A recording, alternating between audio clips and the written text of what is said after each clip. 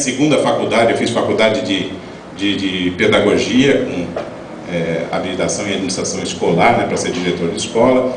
Fiz nessa época também pós-graduação em enfermagem do trabalho, que é a área de indústria. Fiz a área de UTI também, que eu gostava muito dessa parte de UTI. Então dei aula também nas faculdades do Guarujá.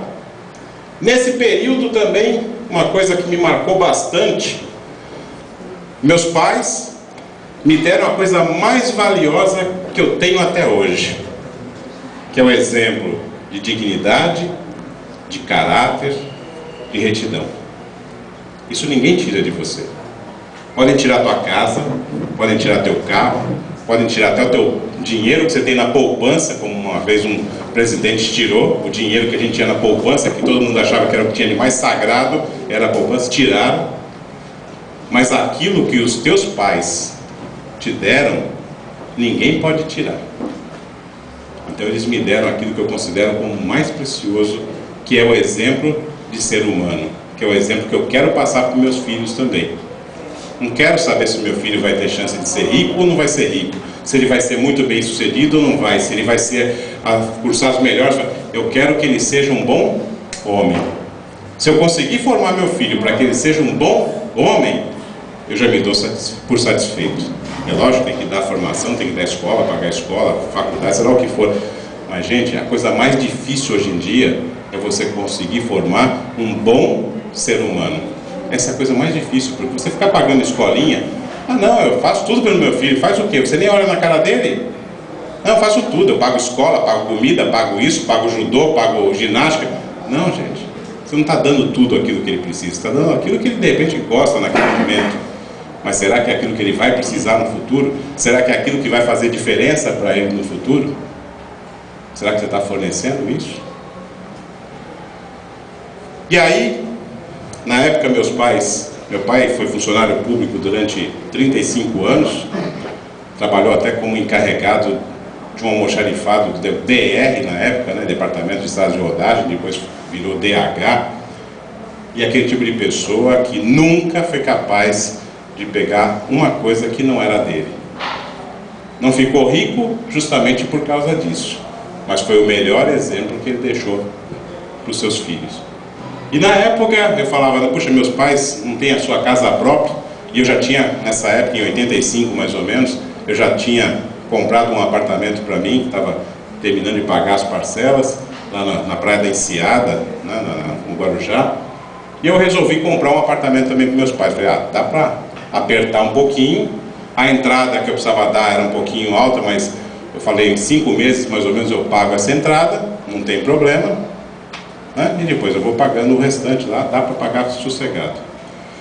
Comprei esse apartamento para eles no mês seguinte veio o primeiro plano cruzado. Vocês estão lembrados?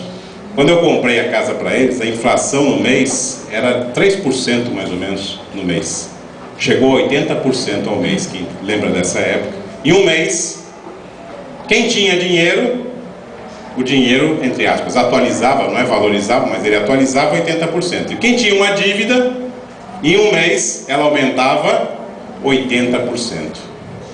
Eu passei 1 ano e meio da minha vida vendo a minha dívida, não é nem multiplicar, nem triplicar, é quadruplicar, é qualquer coisa do tipo. Você imagina 80% ao mês, juro sobre juro, né?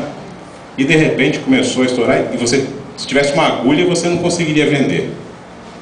Então eu tinha até bens para vender, tinha carro, tinha um monte de coisa, não conseguia vender nada, porque quem ia comprar alguma coisa naquela época? Se você botava na poupança, dava 80% ao mês, que todo mundo achava que era lucro, de 80% ao mês, não era só atualização da inflação, mas achava-se naquela época que se eu botasse na poupança, eu teria 80% do mês. Eu vi durante 1 ano e meio minha dívida aumentar, sem poder fazer nada, e quando teve o primeiro congelamento, quem lembra dessa época, teve o primeiro congelamento, eu consegui até vender as coisas.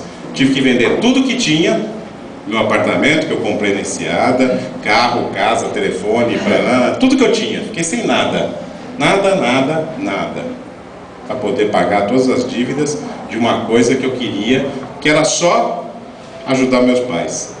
Não queria fazer o mal para ninguém, não queria prejudicar ninguém, eu só queria fazer o bem para alguém que eu amava. Mas eu perdi tudo. Mas, como a gente fala, né?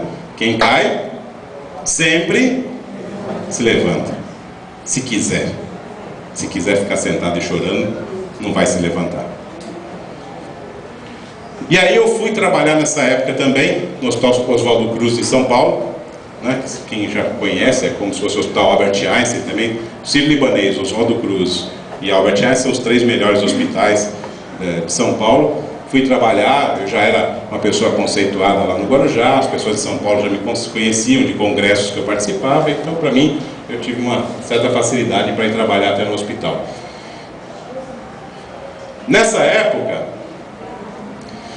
eu ia para São Paulo, acabei trabalhando alguns dias à noite, também, um plantão noturno no hospital, e num desses dias que eu estava voltando de São Paulo, uma garoa, né, aquela chuvinha gostosa, e quando eu cheguei aqui em Santos, ali na Francisco Glicério, quem lembra ainda era na época de paralelepípedo, né? Ali perto da Rua Bahia, um caminhão vinha no sentido oposto, ele cismou de fazer a conversão. Só que como ele era grande, ele tentou fazer